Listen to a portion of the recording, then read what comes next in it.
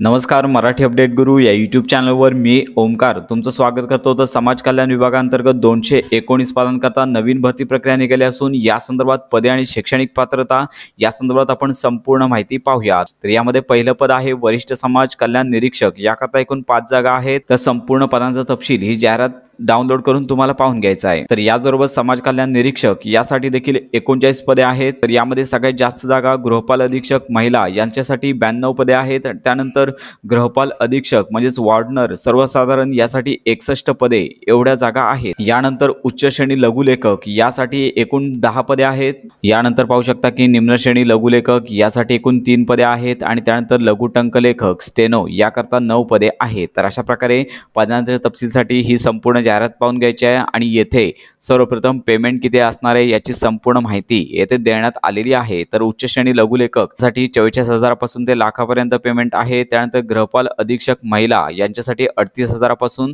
1 लाखापर्यंत पेमेंट असणार आहे। गृहपाल अधीक्षक सर्वसाधारण यासाठी 38,000 रुपये स्टार्टिंग आहे। 1,22,000 पर्यंत पेमेंट मिळणार आहे। त्याचबरोबर वरिष्ठ समाज कल्याण निरीक्षक 38,000 स्टार्टिंग पेमेंट आहे। निम्न श्रेणी लघुलेखक 41,000 स्टार्टिंग पेमेंट। त्यानंतर समाज कल्याण निरीक्षक 35,000 स्टार्टिंग पेमेंट आहे। त्यानंतर लघु टंकलेखक 25,000 रुपये स्टार्टिंग पेमेंट आहे। सध्या येथील पेमेंट हे बेसिक आहे। तर अशा प्रकारे इथे वयोमर्यादेत सवलत देण्यात आली आहे। वयोमर्यादा 31 ऑक्टोबर 2024 पर्यंत विचारात घेतली जाणार आहे। तर लक्षात घ्या, ओपन कॅटेगरीसाठी 18 वर्षापासून ते 38 वर्ष वयोगटातील कॅन्डिडेट अर्ज करू शकतात। त्यानंतर रिझर्व्ह कॅटेगरीसाठी 43 वर्ष सर्वच पदांसाठी सेम वयोमर्यादा राहणार आहे। त्यानंतर प्रकल्पग्रस्त, भूकंपग्रस्त, अंशकालीन पदवीधर, दिव्यांग उमेदवार यांना विशेष सवलत देण्यात आलेली आहे। संपूर्ण डिटेल यामध्ये पाहून घ्यायची आहे। त्यामध्ये शैक्षणिक अर्हता यामध्ये पाहू शकता की गृहपाल आणि अधीक्षक म्हणजे सर्वसाधारण गृहपाल आणि अधीक्षक महिला यासाठी शासन मान्यताप्राप्त विद्यापीठाची कोणत्याही शाखेची पदवी किंवा महाराष्ट्र शासनाने पदवी समतुल्य म्हणून मान्य केलेली अर्हता, शारीरिक शिक्षण विषयामध्ये शासनमान्य पदवी असल्यास यामध्ये प्राधान्य दिलं जाणार आहे। तर याचबरोबर पाहू शकता की MSCIT म्हणजे संगणक परीक्षा उत्तीर्ण असणे आवश्यक आहे किंवा समतुल्य परीक्षा देखील चालणार आहे। तर लक्षात घ्या, दुसरं पद आहे वरिष्ठ समाज कल्याण निरीक्षक। यासाठी देखील पदवी पात्रता देण्यात आली आहे। कोणतीही पदवी मान्यताप्राप्त विद्यापीठातून चालणार आहे। सोबत संगणक प्रशिक्षण म्हणजेच MSCIT सर्टिफिकेट हवं किंवा समतुल्य देखील लागणार आहे। त्यानंतर तिसरं पद आहे समाज कल्याण निरीक्षक।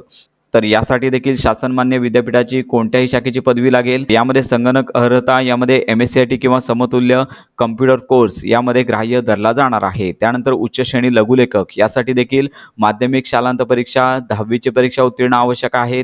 उच्च श्रेणी लघुलेखक इंग्रजी, तर याकरता शासन मान्यताप्राप्त मंडळाची 120 शब्द प्रति मिनिट इंग्रजी लघुलेखन परीक्षा उत्तीर्ण किंवा उच्च श्रेणी लघुलेखक मराठी यासाठी पाहू शकता की 120 शब्द प्रति मिनिट इंग्रजी लघुलेखन परीक्षा उत्तीर्ण असणे आवश्यक आहे। लक्षात घ्या, लक्षात घ्या वरील ब मधील 1 आणि 2 करता पाहू शकता की इंग्रजी आणि मराठी दोन्ही लघुलेखन 120 शब्द प्रति मिनिट उत्तीर्ण असल्यास प्राधान्य दिले जाणार आहे। त्याचबरोबर इंग्रजी टायपिंग 40 शब्द प्रति मिनिट किंवा मराठी टायपिंग 30 शब्द प्रति मिनिट उत्तीर्ण असणे आवश्यक आहे। तसेच कम्प्युटर कोर्समध्ये MSCIT किंवा समतुल्य लागणार आहे। पुढचं पद आहे निम्न श्रेणी लघुलेखक। यासाठी देखील 10वी परीक्षा उत्तीर्ण असणे गरजेचं आहे। त्याचबरोबर पाहू शकता की लघुलेखक इंग्रजी यासाठी पाहू शकता की 100 शब्द प्रति मिनिट इंग्रजी लघुलेखन परीक्षा उत्तीर्ण।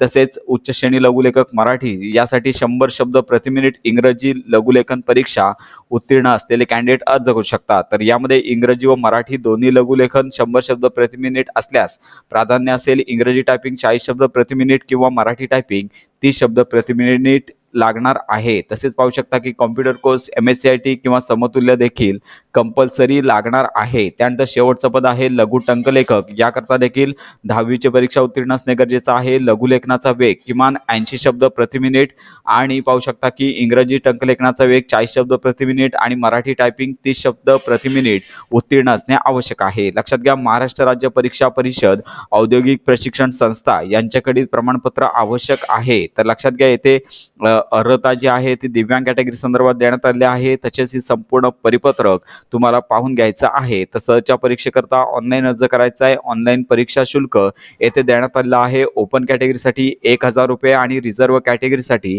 ₹900 इतका शुल्क आकारला जाणार आहे. तर यामध्ये अभ्यासक्रम देखील देण्यात आलेला आहे. हे 200 गुणांची परीक्षा असेल. 100 प्रश्न असणार आहेत. मराठी, इंग्रजी, सामान्य ज्ञान, बौद्धिक चाचणी यावर 100 प्रश्नांची परीक्षा 200 गुणांसाठी ऑनलाईनरित्या होणार आहे. तर अशा प्रकारे संपूर्ण जाहिरात पाहून घ्यायची आहे. सहज अर्ज कसा करायचा या संदर्भातला व्हिडिओ लवकरच आपल्या चॅनलवर अपलोड केला जाईल. त्यामुळे ही महत्त्वाची माहिती इतरांपर्यंत नक्की शेअर करा.